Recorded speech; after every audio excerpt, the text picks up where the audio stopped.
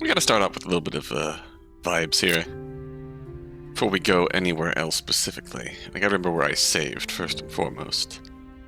Oh,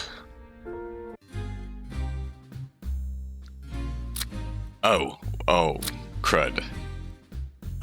We have to figure out where we, who we need to, what we need to present to whom to advance the plot.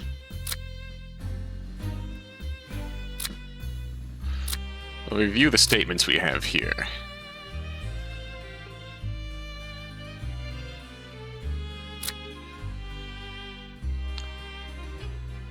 So when last the biggest thing we got out of last time was that,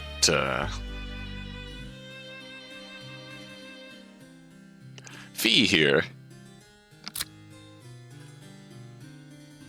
was in the office.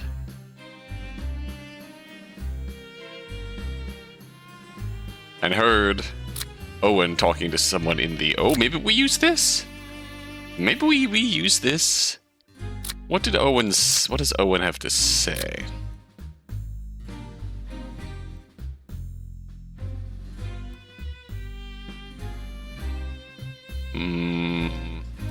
Did I try presenting fees? I'm not gonna belabor this too much. You can see how long it's been. Somewhere in this, I feel like we need fees statement.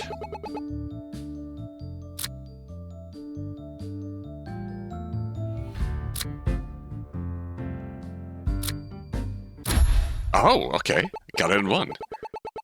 Mr. Eubank, we have a witness who stated that you were in the parking garage talking to someone. Why didn't you bring them up? Well,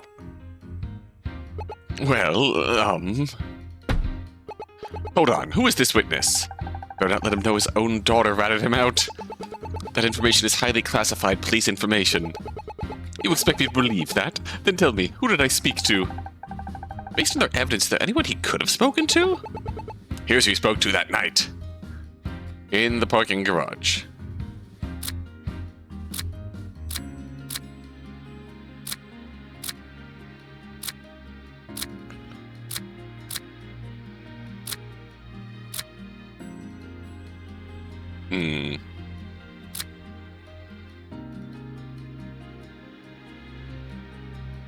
Oh. Owen arrived at 7. Should we think this? Any of the evidence on me? Someone's statement to represent them? Lo? Okay. Lo is the only person in the building whose movements we don't know yet. He's the only option. Huh. Loa was the person, which makes it even stranger that you or him didn't say anything. Good call, alright. Well, it was such a minor thing that it was hardly worth bringing up. Then what were the two of you talking about? And why should I tell you about my private conversation? You said you had nothing to hide. If you must know, go ask him yourself. I have nothing else to say. In that case, we will go see him. Thank you for your help. I'm starting to think Mr. Eubank hates just giving a straight answer. We can't push him if he doesn't want to talk. Unless you want to try to drag him to the station. No thanks. Didn't exactly end well when Detective Hunt tried it. I do think he's right. We should go ask Lowell himself. For now, let's update his statement. Alright, we've got everything we need from you. No more questions.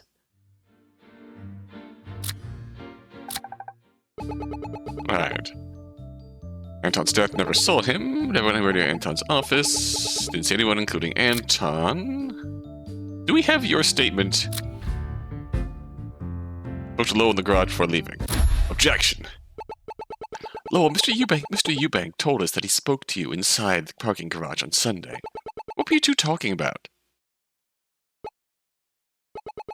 Did he now?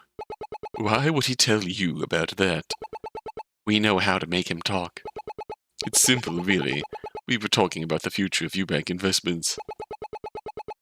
But such information is strictly confidential. There's your answer. I've already wasted enough time helping you two. I must get back to work. Won't let him shut us out of this. Better find an opening. Sorry, Lowell, but we can't accept that. What did you really talk about? You dare question me? I won't stand for such slander. Prove it. If you can't, then get out of my office. No backing out now. Then I will. Here's why you wouldn't be speaking to Mr. Ebank about the future of the company.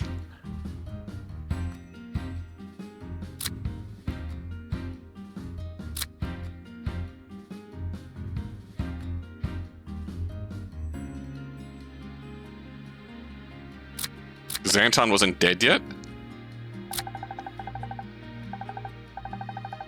Lowell's been pretty brash today, American thought back at him. Oh, you were...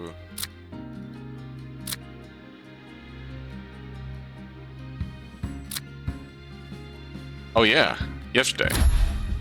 He started learning about the future of the stuff yesterday. Mr. Eubank has only started planning with you. Mr. Eubank only started planning with you once you became president, but that was only yesterday. On Sunday night, you were just a glorified secretary. Oh, oh. It seems you two won't leave empty-handed. You really want to know what we talked about? I have a bad feeling about this. We're speaking to him about Detective Hunt's visit. Visit? What were you talking about? Oh dear, did he not tell you? He was here Sunday night to see Anton himself. He was here? I had a feeling this might have been coming. He didn't tell us. Oh yes, I called Detective Hunt myself. It seems our late president wanted to talk with him before meeting him the next day. In fact, I'm pretty sure Detective Hunt was the last person to see him. And where's your proof? You would have told us if he had been there. Uh-oh. Here's my phone. It shows I called him that night. It's Red's phone number. Also shows that he called Anton a little after 7 p.m. Which would be after his talk with Mr. Newbuck. Is that your last name? John, a little after 7 p.m. after his talk with Mr. Newbuck. Oh, that was from the last case. Wait a minute, that means you knew Anton was here. You lied before. I said I never saw him, which is true. But why were you two in the garage? I was just grabbing something from my car when I ran into him. I think we have enough to work with. Thank you, Lowell. We will update your statement. Grabbing something from the car is just an excuse. Those two are hiding something. I agree, but if Lowell is honest about Red, that means he was the last person to see Anton before he died. Which means Red is our prime suspect. But he wouldn't kill anyone. We can't suspect him. That's why we should talk with him now. Figure out what happened. We should be at the station. Let's head there. Once again... we still have your statement to deal with him. What did you...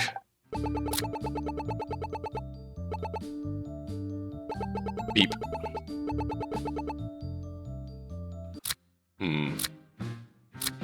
But we should... He's still here. Owen's still there. Meg's still here. So there's still something we can uncover here.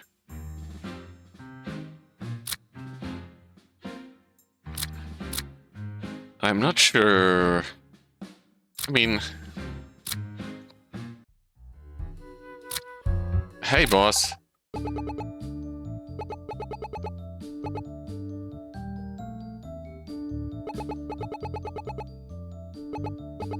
Went home afterwards.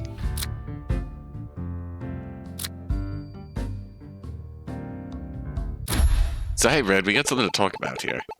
Detective, what you're saying isn't true. You didn't go home. We spoke with Lowell. He said he called you to come to Eubank Investments. More importantly, you spoke with Anton that night. I suppose this was always going to come up. I swear if I thought it was tied to this case, I would have told you. Ernest, this is serious. Right now, you were the last person to have seen Anton alive. That will admit it, at least.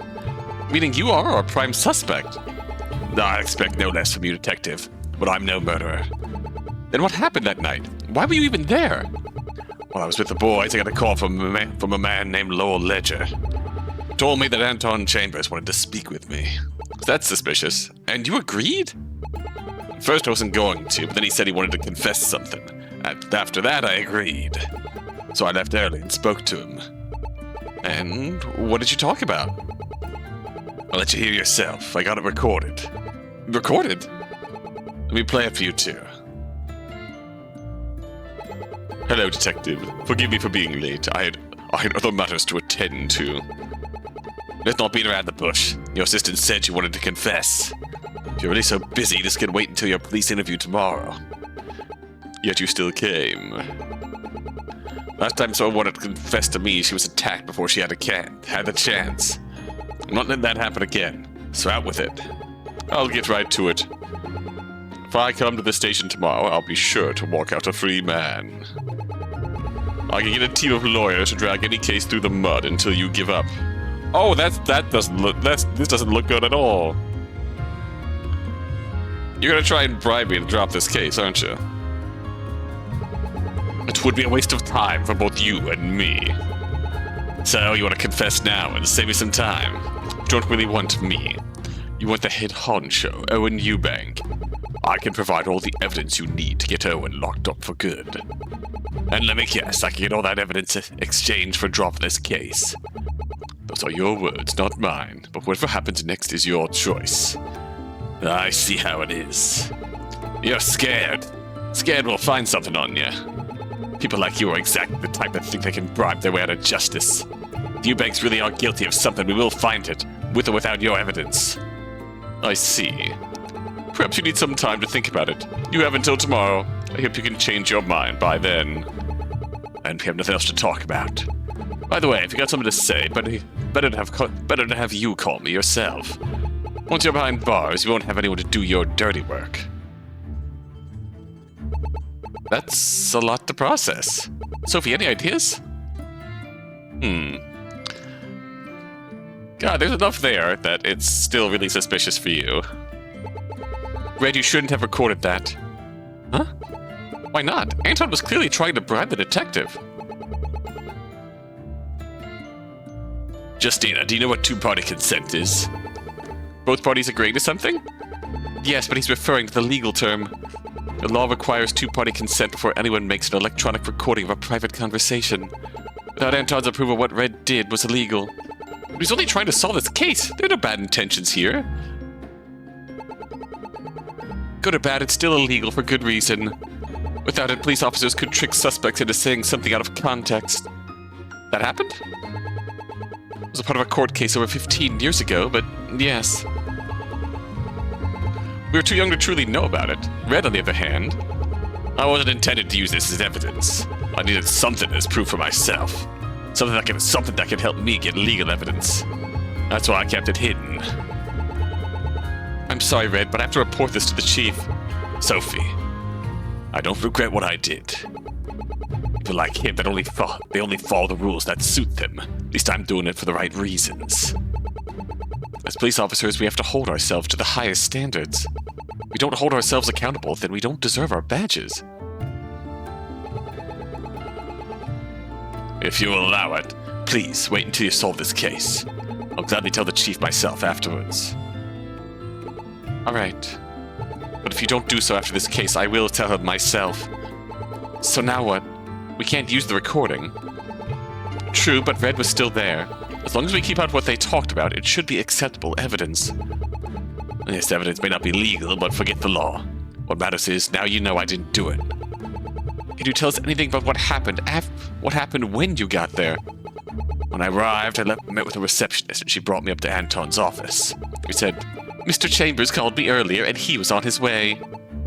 So then, Joy must have known he was returning. I'm gonna update Red's statement. Ooh, Joy was hiding something then. Anything else? No. He arrived, we talked quickly, then I left. A lead is still a lead. And then you better get back to work. We still have plenty of investigating to do.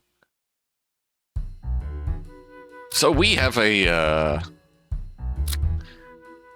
yeah, a lot to do, a lot to process here. Hi, Joy. Once again, we're hit with the recurring motif in this game of, the rich and powerful people skating by immorally continuing to do their immoral bollocks and skating by for it. While people just trying to get a piece of the pie, just trying to get by, just trying to hold them accountable, they end up running into it and falling in their own right. Trying to do that. Trying to survive. Trying to hold the rich and powerful accountable. And trying to... Heck yeah. Yeah, because we had case 3...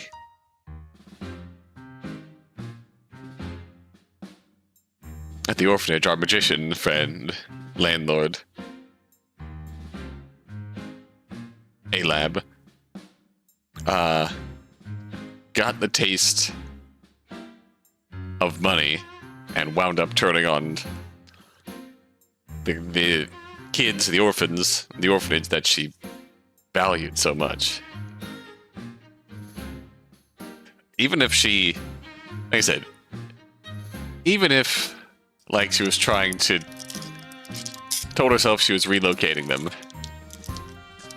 and all that, she still, like, actively tried to hurt them just to get them out. She got the taste of money and did something that she very likely regretted and hurt a lot of people who cared about her dearly. We have the people like our friend Mr. Hairdresser from last case, who just really was wronged. Well, maybe not objectively wronged, accessory to robbery and whatnot, but didn't deserve to go away forever. Reformed himself, and then had his status used as blackmail by the rich bastard Anton.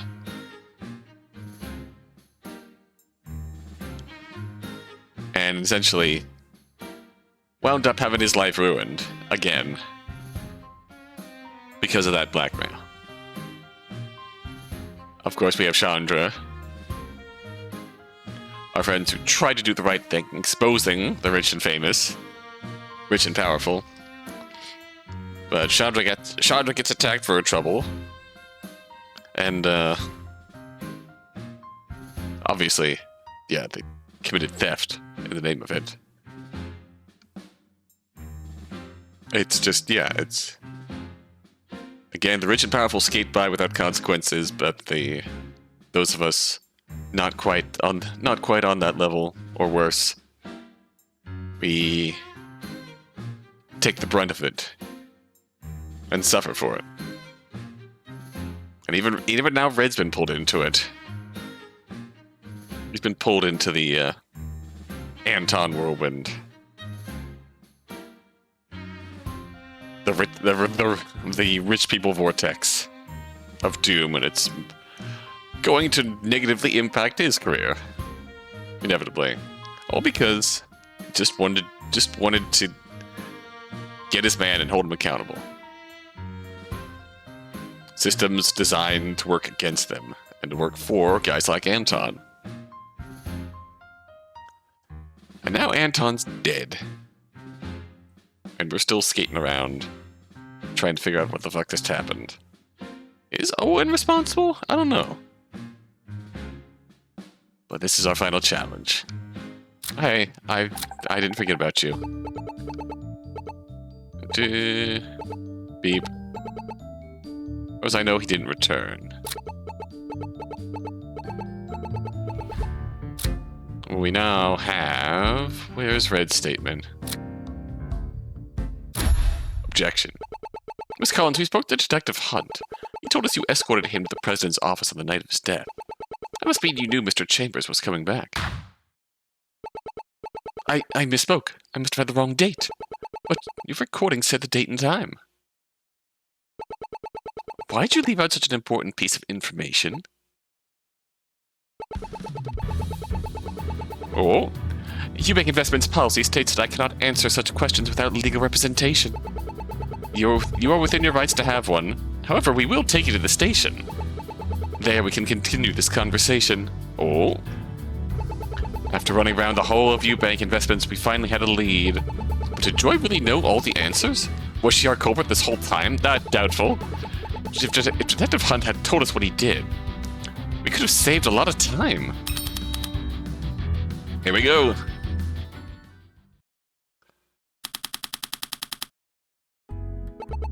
You're right, Justy. You seem to have your head in the clouds. When this is over, will Detective Hunt be okay? If he tells the chief he broke the law, what will happen? I'm not so sure. Although he might have to take the highest punishment on the force. Highest punishment? Poor Hunt. Paid leave. I don't like it either, but his actions can't be ignored. We can worry about that later. We can worry about him later. For now, he got us a lead. Whatever Miss Collins knows, we have to find out. Not so fast. There she is. I'm not letting you talk to her without me there. Until proven otherwise, she's innocent in my book. Do you honestly believe she isn't involved in this? I know she's hiding something. You two don't just bring people in for lying about their age. So you just decide to make our job harder? Justina, please. I'm here to make sure you do your job right. She is still an employee of my company. Even if she went all the way and killed Anton, I'm going to make you prove it without room for doubt. If you get something wrong, I'm going to push back as hard as I can. Honestly based Ferris. It sounds like this is going to be a fun time. When we solve this case, we can all get drinks together. You're way too optimistic. But I wouldn't have it any other way.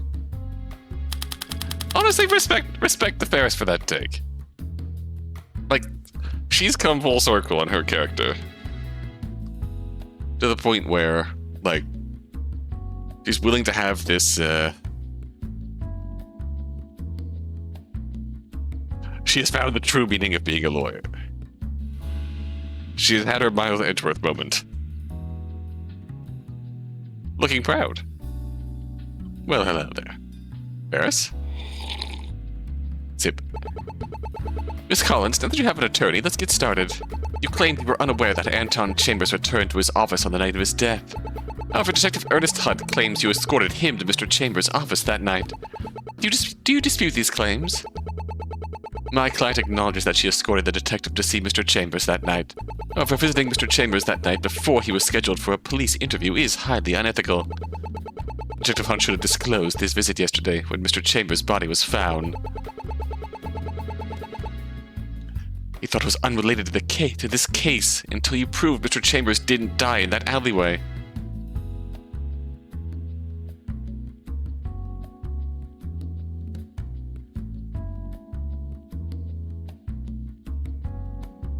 I mean, we can dispute Detective Hunt's actions another time. We're here for Miss Collins' actions. Why did you tell us that Anton Chambers returned to his office? I was unaware that it was important. I depended on my recordings so much I misspoke. Eye roll. Oh, please, spare me the weaponized incompetence. I mean, in her role, she's perfected it. Can you tell me more about when you escorted Detective Hunt? Yes, of course. Press 1 for escorting the detective. Oh boy. I mean,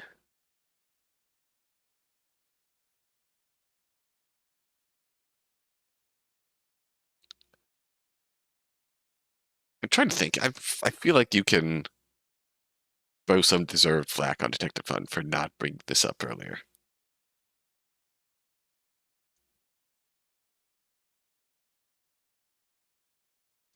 Because he knew what time he went there and saw Anton.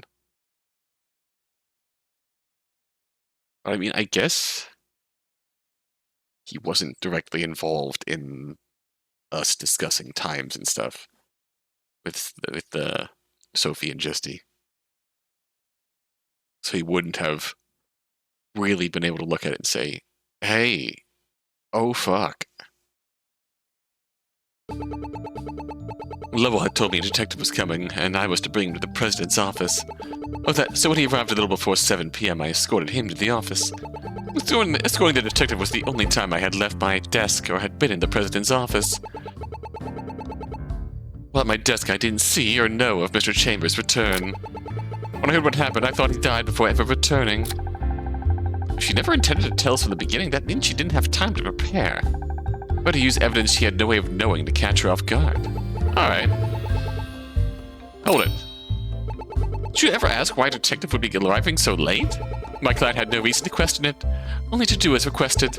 We get all kinds of folks at bank investments. Nothing phases her anymore. What kind of folks do you get? And next week a famous painter is supposed to come and paint a mural on the side of the building.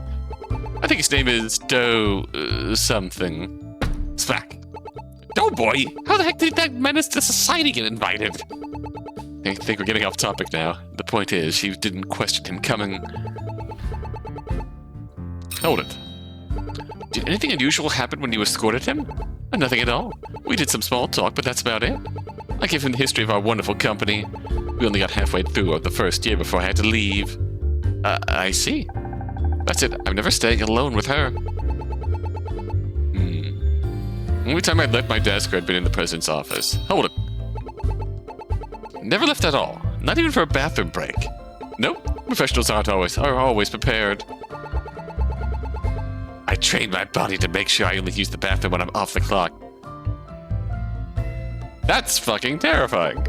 But I can't tell you how. It's a secret. That's alright. I don't need the details. That's a little too dedicated for my liking. Hold it. How could you not know if he returned? Wouldn't he pass by your desk? The parking garage is connected to the second floor, but not the first. You wouldn't need to pass by the lobby to go upstairs. That's such a weird system. There are shopping malls with parking garages that do the same thing. Sometimes it's just easier to build and design. Like, I mean, unless the building was made and then the parking garage was made on top of it. I guess. I don't know. Sometimes it's just easier to build design. Okay. Hold it. Did it ever occur to you to see if he ever arrived? I didn't think it was needed. He's the president of the company, so he can come and go as he pleases. So I just stayed at my desk and did my own work. Given how much she wanted to suck up to him, I doubt she wouldn't take the chance to try and chat with him. I guess there isn't much I can counter with.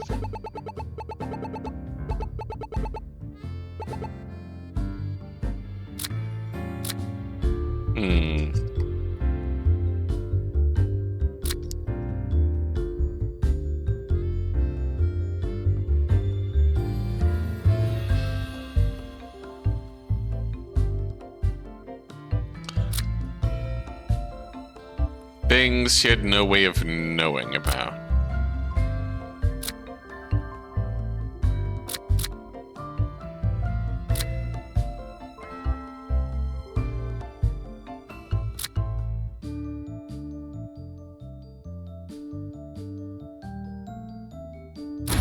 False.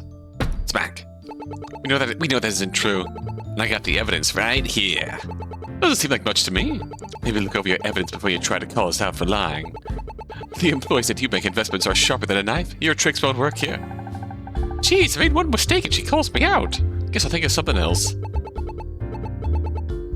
Or 7.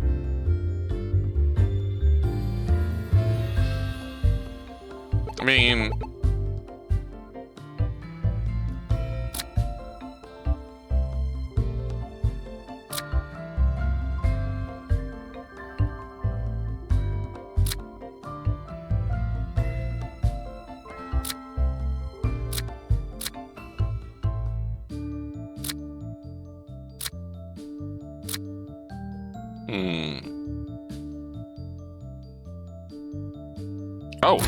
Oh, false. Wrong.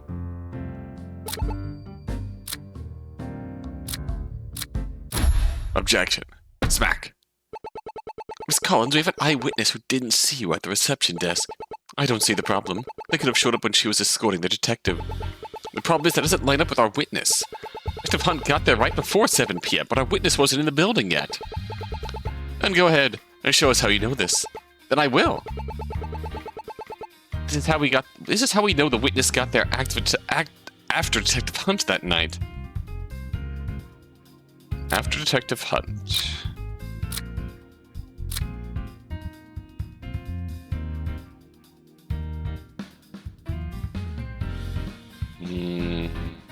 Hunt says...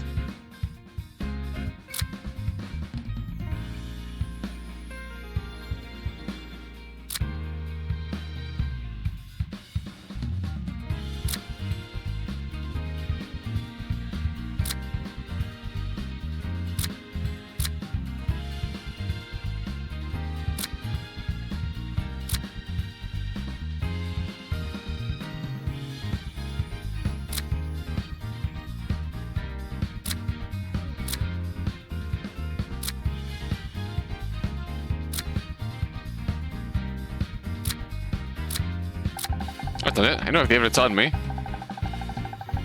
If he was a witness, what proves she would have only arrived after Detective Hunt?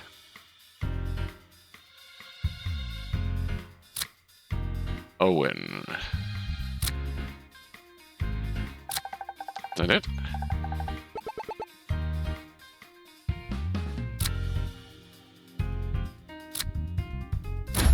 Alright. Smack. A witness saw Mr. Eubank leave his home at the same time that Detective Hunt arrived. Since they were in the car at the time, they couldn't have gotten in there before Joy escorted the detective. Or I guess I should say she was in the car.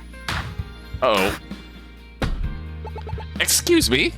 What was she doing in the building at the time? We can't disclose any details. We pinky promised the witness. Oh well, Sophie didn't break the pinky promise if I'm the one who told her. How do we know they were there? Do you only have their word? Your client found this cat toy earlier. Do you recognize it? Unfortunately, yes.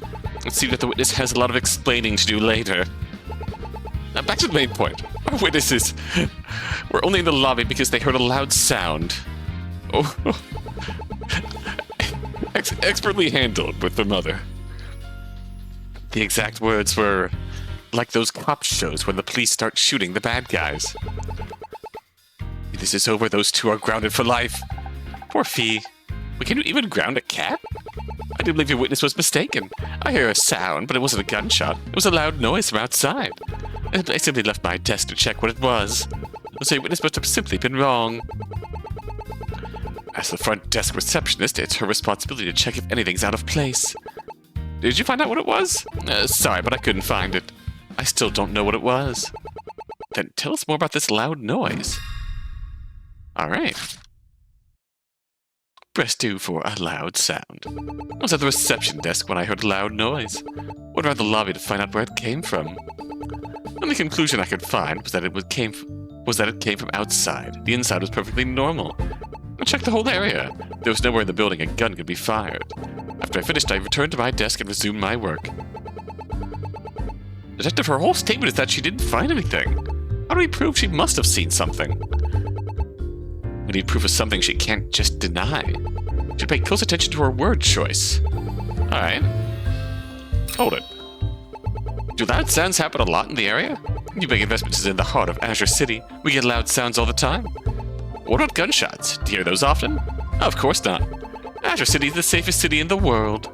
But I still wanted to find out what it was. Hold it. Where exactly did you go? It's not exactly a big lobby. I didn't stay within the range of the reception desk. I also stepped outside the building. Your witness must have come in while I was outside. That's awfully convenient they showed up when you were outside. Convenient, but not impossible. She was going above and beyond for the company. You're too kind, Miss Eubank. But helping a wonderful company make our city better is its own reward. Fitting eye roll.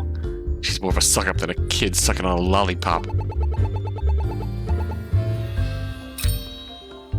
What's considered perfectly normal? I didn't notice any intruders or anything out of place, including your witness. They must have been the master of stealth to get past me. Stealth is certainly one way to put it. If you remove Toasty, she could be an international spy.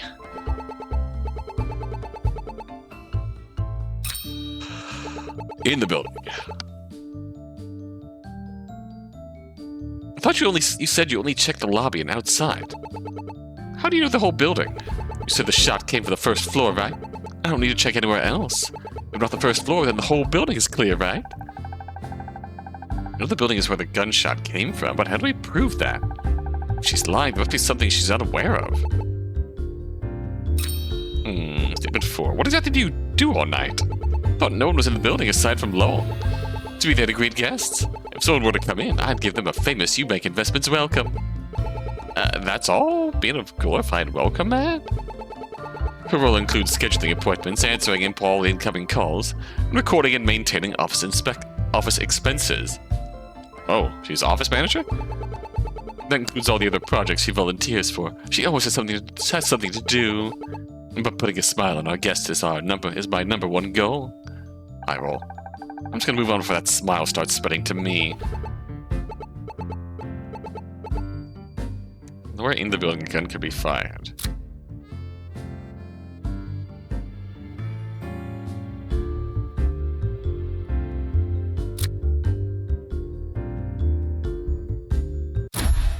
Objection. Smack. There's only one area during our whole investigation we were able to prove a gun was fired. So we will see. I guess we're proving that she did see it. That there was something that she had to have heard. And if she really didn't hear it, then something else happened up there. The president's office. Ah, okay, now the phone connection comes through. I'm sorry, I must have misheard you. Are you saying the gunshot was from the 6th floor? Exactly. And where were you? And where were your witnesses when they? Yeah. And where were your witnesses when she heard that sound? The 2nd floor. She said it came from the lobby below them. Yes. Do you have any idea how ridiculous that sounds? It makes no sense. Smack. You wanted a source of the gunshot, and I gave you one. I documented our witness's response. Take a look. Putting aside what your witness said, there's a flaw with this theory of yours. Rebuttal. Press 3 for gunpowder in the room. Well, it does say that gunpowder from a discharged gun was found. It never says when. Anton Chambers carried his gun with him everywhere. He could have fired his gun any day before the day of his death, and gunpowder would have been picked up.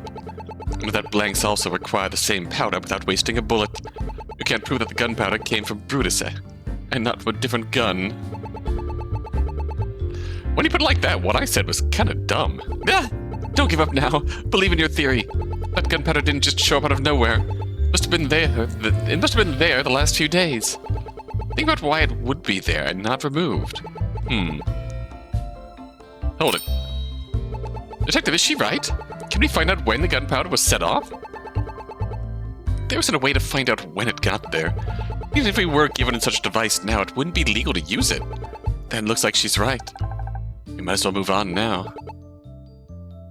Hold it. Everywhere? It's a gun! Is there some safety law to stop him? We have open carry laws in Azure City, but there are limits. Airports, courthouses, schools, sporting events, gun shows, hospitals, amusement parks. Back up. Gun shows are places where people sell guns, right? You can't bring a gun to a place where people can buy a gun? Of course not. There are large crowds of people there. Someone could get shot. Am I missing something, or is that just pure irony? There isn't any time to talk about this. We can move on.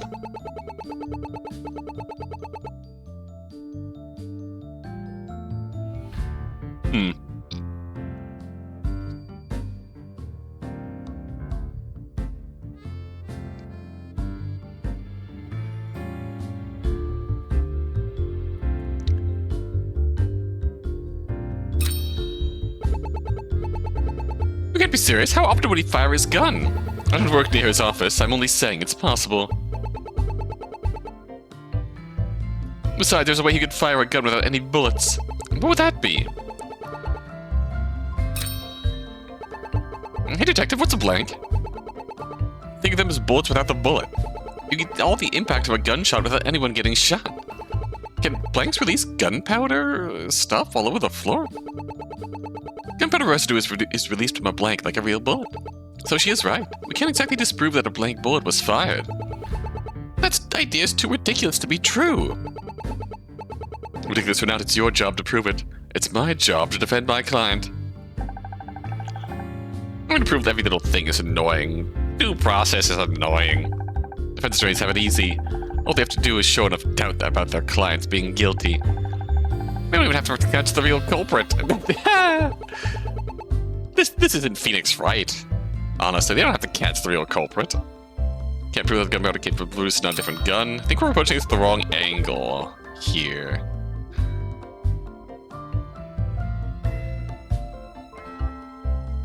As a reminder, Anton named his gun Brutus, right?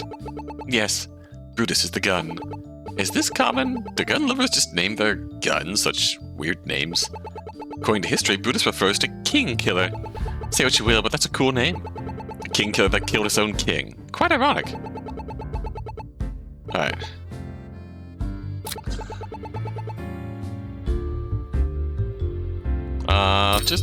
Oh shit. Roll back. May 1st, he was found dead.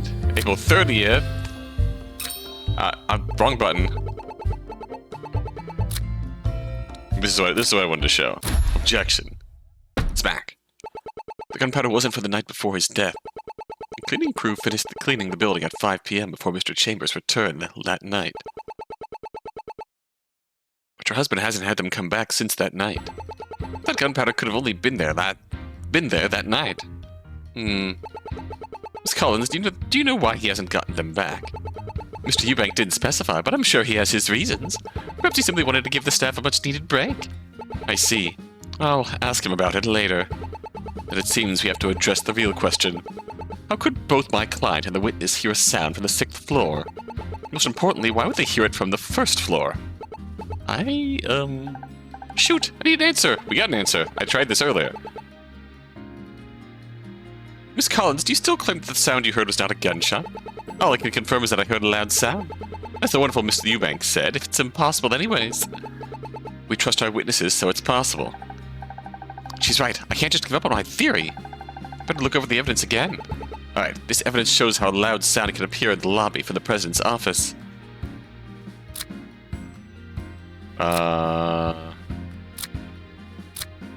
Smack. This evidence should be the answer.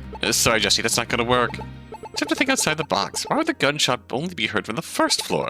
That's a good point. A witness only heard it below and not above.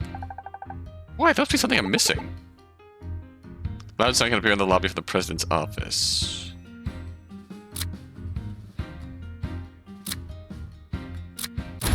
Oh, we'll do that. And then we'll do the president's office phone to show that it was connected. Miss Collins, there's a place for the sound to come from. The phone with the reception desk has speaker function. If the speakers were on, it would play the gunshot from the president's office. But that doesn't make sense! How could the sound of a gunshot appear at the reception desk phone? The reception desk phone is not always connected to the president's office. She's right. You need to show how that would be possible. That means we need evidence that shows why the speaker played the gunshot. It'd be something for the president's office that'll be enough. Alright, here's the evidence. Take that. Smack. The president's office phone could have been connected to the reception desk phone. You know he had a phone call from 7 p.m. to 8 p.m. that night. As long as the shot happened during that phone call, the speaker would play the gunshot. Then answer this. Why was it connected? Are you saying he was shot during a phone call? That's the weird thing. That doesn't jive with anything else we know about Anton's movements. Like that piece of evidence, that fact doesn't jive with anything else we know about Anton's movements, which means that has to be the intentional plant or something. Not necessarily. All that matters is that both phones were on. We think of everyone we know who was in the building who turned on the everything we know who's in the building who turned on the president's office phone.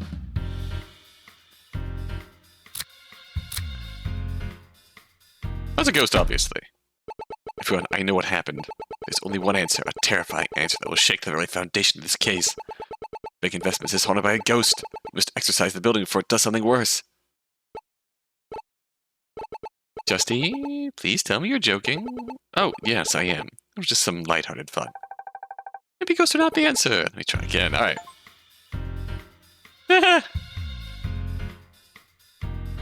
Anton Owen...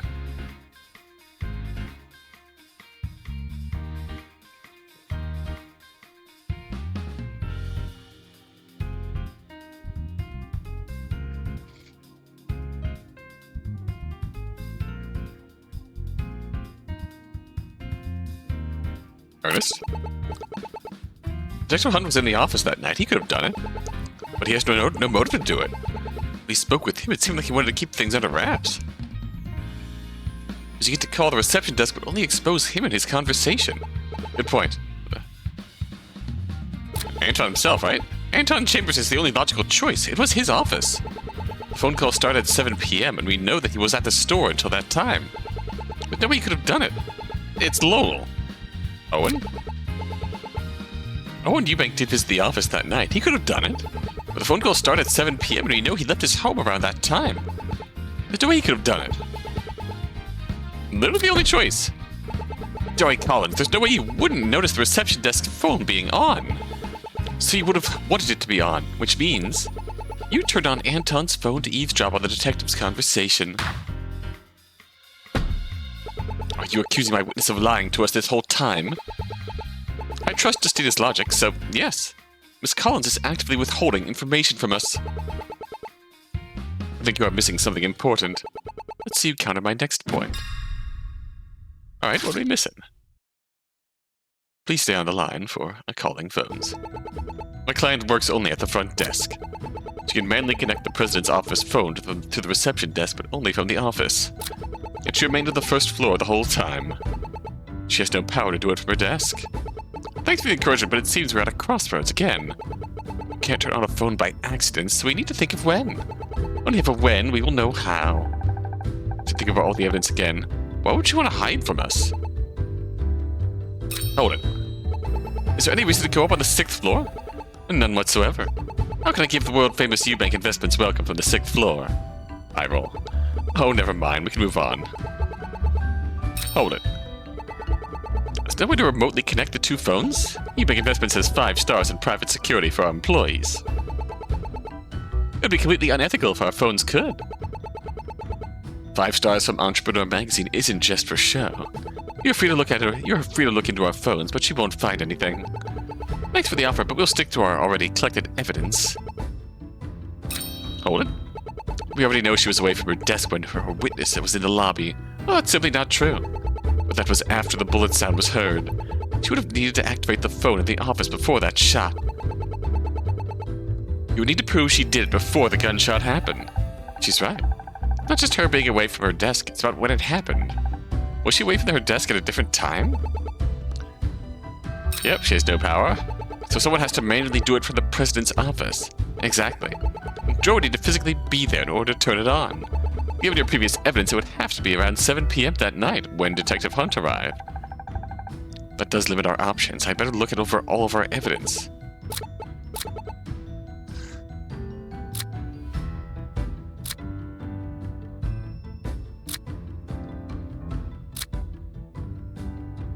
Red statement. Smack. There was one point when Miss Collins was in the president's office, when she escorted Detective Hunt up there. Yes, I was being a nice host and escorted him. I never went to the phone. We can ask Detective Hunt if he remembers. The key word is if. It's her word against the detectives. But I proved that. It's not like there are footprints we can use. Detective, what do we do? There is one thing that is bothering me. This whole theory is built on proof that a gunshot was played from the reception desk phone. And why was the speaker on? If Miss Collins really did connect the president's office phone to the reception desk, she did it on purpose. Meaning she would have wanted to overhear the conversation with Detective Hunt. She could have just placed it next to her ears, like most people. My, Detective, it seems you are poking a hole in your own case. Have you given up already? Quite the opposite. This is a new way to prove Justina's theory. How am I supposed to know why the speaker was on? Look over all the evidence we collected. Ask yourself, why did she choose to do it? Once we prove that, this mystery is as good as solved. I need to think long and hard about this. Why would she have to keep it on a speaker? The reason she had the phone on the speaker is... she recorded it. Smack. Joy told us that she records events on her phone. If she wanted to record the conversation between Detective Hunt and Mr. Chambers, giving the phone to her ear wouldn't work. She would have the sound played by a speaker with her phone near it to get the best sound. That would mean Miss Collins recorded the whole murder. Miss Collins, will you willingly give us your phone as evidence? Mrs. Eubank, you can't let them confiscate my phone. Legally, the law allows for them to take it if they get a warrant to access any data on it. However, I would advise you to let them know willingly. No, I can't. Miss Collins, I can't help you if you don't cooperate. Keeping information from law enforcement will only make things worse. If you have the recording of the gunshot on your phone, let us know. Beep, beep. All right, you got me. I was recording everything from the president's office. The recording ended when I heard that gunshot. Why didn't you record any more? Because you fucking panicked, probably? I think the phone on the desk was hit after the gunshot and it turned off. That's when I went upstairs. I'd save the phone recording for later. Why were you doing it in the first place? Oh! I was doing so to help Anton Chambers' ex-wife. She wanted me to get dirt on him. That sounds exactly like her. To clarify, she's the one that Anton is divorcing, right? Yes, her name is Vivica. In order to get complete custody of their son, Vivica needed to present evidence he was unfit. She told me last week that she would pay me if I could get any evidence for her. It's also why I was recording Mr. Chambers' movements that day. That explains why she had that recording for her statement. Huh. I get why Vivica needed that, but why did you do it? How much money could she possibly offer? Mrs. Eubank, do you know what the minimum wage is in Azure City? 18 alms an hour. Do you know how much I make? 20. I worked here for 2 years and barely make more than minimum wage. Vivica offered me a side job that I could do while at work. Did you send this recording to Vivica? I did, but I still have it on my phone. Then we have the million-alm question. Do you know who killed Anton Chambers?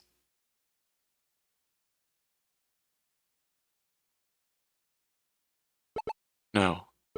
When Anton is sitting at his desk, I can usually hear everything. He's able to record everything between Anton and the detective. After the detective left, someone came in. They were talking in front of the door, and the phone was too low quality to pick up everything they said. If you couldn't hear them, why did you keep listening in? Thought they would move closer to the phone. Sadly, they didn't. Then the gunshot happened, and the phone was knocked off.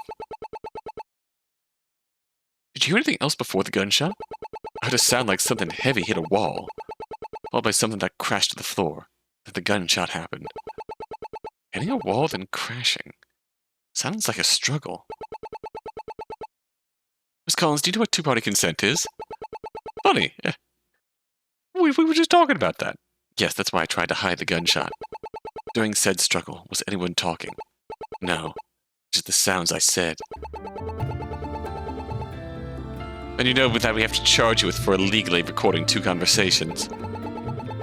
We also need to confiscate those recordings from your phone. You keep only the struggle part and dispose the rest. Whatever she recorded could help us find the culprit. Why only keep the ending part? Just Eubank, if your client was found guilty in court because of this recording, what would you do? Any lawyer would demand a mistrial. Miss Collins' illegal act makes anything said on the recording fruit of the poisonous tree. Legally, there is a loophole. Recordings of conversations are illegal, but other recorded sounds are perfectly acceptable. Meaning we can keep the struggle and dispose of everything else from the recording. I'll update the evidence from the president's office. Miss Collins, can you tell us what happened when you went upstairs? When I heard the gunshot, I thought Mr. Chambers killed someone, so I took the stairs and sneaked my way up to the 6th floor.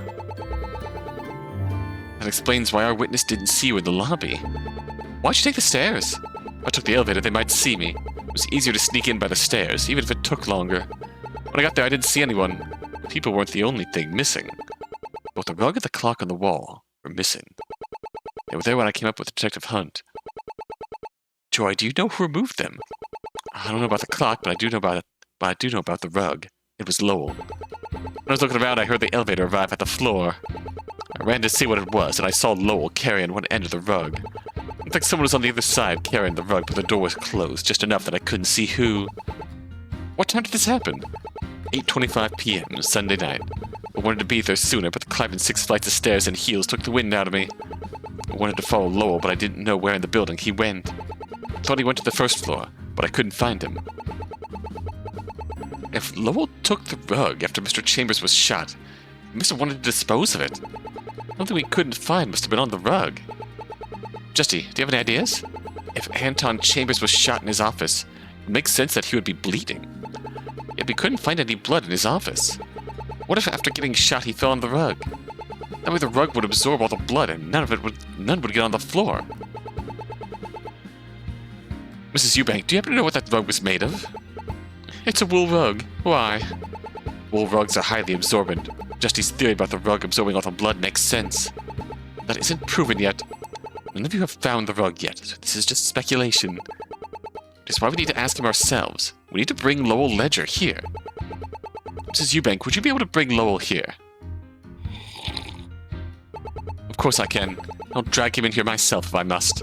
That doesn't mean I believe he's our culprit. Let's return here once Mr. Ledger arrives. Alright, after that, Miss Collins was sent to Miss Earle, while Mr. Ledger was brought in. Because Lowell is the president of the company, Mrs. Eubank once again agreed to represent him. Autosave. Now's as good a time as any to end off and return next time with round 2 versus Lowell.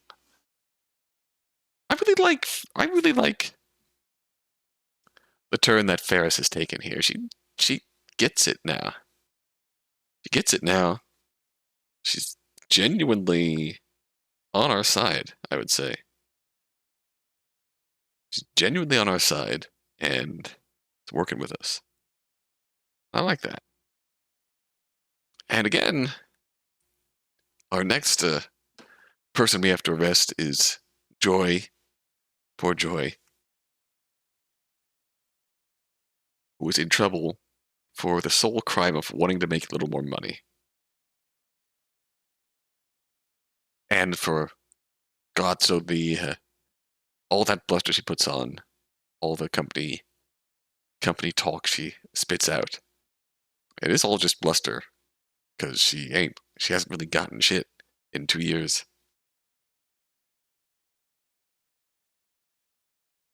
Yeah, she's hourly, and she hasn't gotten shit in 2 years.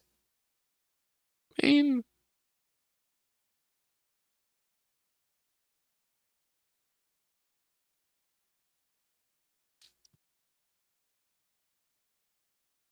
which I feel like tracks,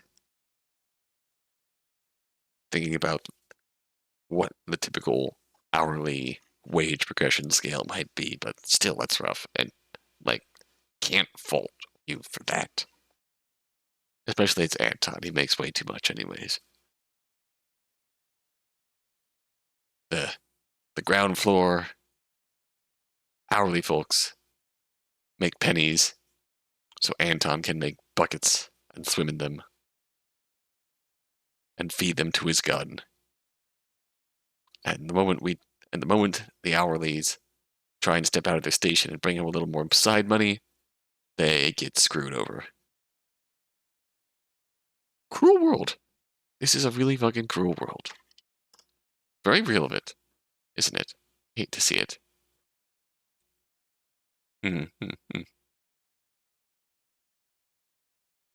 Alright, on that note, until next time, until then. Also Red, still suspicious. Really hope you're truly innocent.